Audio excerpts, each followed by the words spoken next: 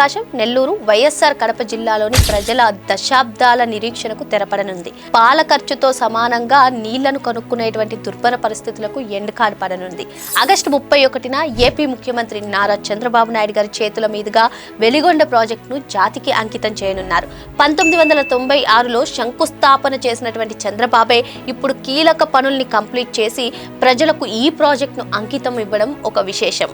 Veligonda project కేవలం నీటి project మాత్రమే కాదు, అదొక టెక్నాలజికల్ మార్వెల్. శ్రీశైలం జలాశయం ఫోర్షోర్లోని కొల్లం వాగు ఎగువ ప్రాంతం నుంచి నల్లమల కొండలను తవ్వి 2 భారీ సొరంగాలను నిర్మించారు. 18.8 కిలోమీటర్ల పొడవున టన్నెళ్లను తవ్వి బెంచింగ్, లైనింగ్ పనులు కంప్లీట్ చేశారు. ఈ సొరంగాల నుంచి వచ్చే నీటిని నల్లమల సాగర్ జలాశయానికి చేర్చేందుకు 21.8 కిలోమీటర్ల మేర ఫీడర్ కాలువను రెనోవేట్ చేశారు. ఎలాంటి లిఫ్టులు, మోటార్లు లేకుండా కృష్ణా వరద జలాలు గ్రావిటీ ద్వారా రిజర్వాయర్ కి చేరుతాయి. నల్లమల కొండల మధ్య 3 చోట్ల నీరు బయటకు పోకుండా కాంక్రీట్ డ్యాములను కట్టి నల్లమల రిజర్వాయర్ ను రెడీ చేశారు. దీని పూర్తి నిల్వ సామర్థ్యం 53.85 టీఎంసీలు. ప్రాజెక్టు పనులతో పాటే ముంపు గ్రామాల ప్రజల సమస్యలపై ప్రభుత్వం ఫోకస్ పెట్టి 11 ముంపు గ్రామాల్లోని 85% మంది నిర్వాసిత కుటుంబాలకు రికార్డు స్థాయిలో 2 నెలల్లోనే 768 కోట్లు ఖాతాల్లో జమ చేశారు.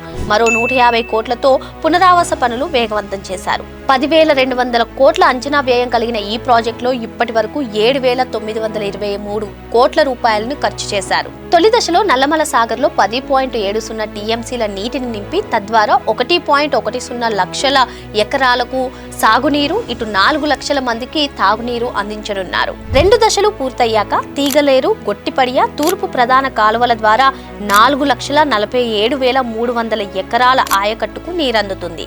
ప్రకాశం, మార్కాపురం జిల్లాల్లో 3,36,100 ఎకరాలు, నెల్లూరులో 84,000 ఎకరాలు, కడప జిల్లాలో 27,200 ఎకరాలు సస్యశ్యామలం కానున్నాయి. 30 మండలాల్లోని సుమారు 24 లక్షల మంది ప్రజలకు శాశ్వతంగా స్వచ్ఛమైన నీరు అందడంతో ఫ్లోరైడ్ విముక్తి లభిస్తుంది. గత వైసీపీ హయాంలో ప్రాజెక్టు పనులు, నిర్వాసితుల తరలింపు కంప్లీట్ కాకుండానే 2024 ఎన్నికల ముందు ఈ ప్రాజెక్టును జాతికి అంకితం చేయడం ఆ రోజుల్లో పెద్ద చర్చకు దారితీసింది. వలసలు, కరువు, ఫ్లోరైడ్ వంటి సమస్యలతో అల్లాడిన ప్రాంతానికి వెలిగొండ ప్రాజెక్ట్ ఒక సంజీవనిలా మారబోతుంది. మరి ఈ ప్రాజెక్ట్ ద్వారా ప్రకాశం, నెల్లూరు, కడప జిల్లాల రూపురేఖలు ఏ విధంగా మారనున్నాయో మీ ఒపీనియన్ ఏంటో కామెంట్ చేసేయండి.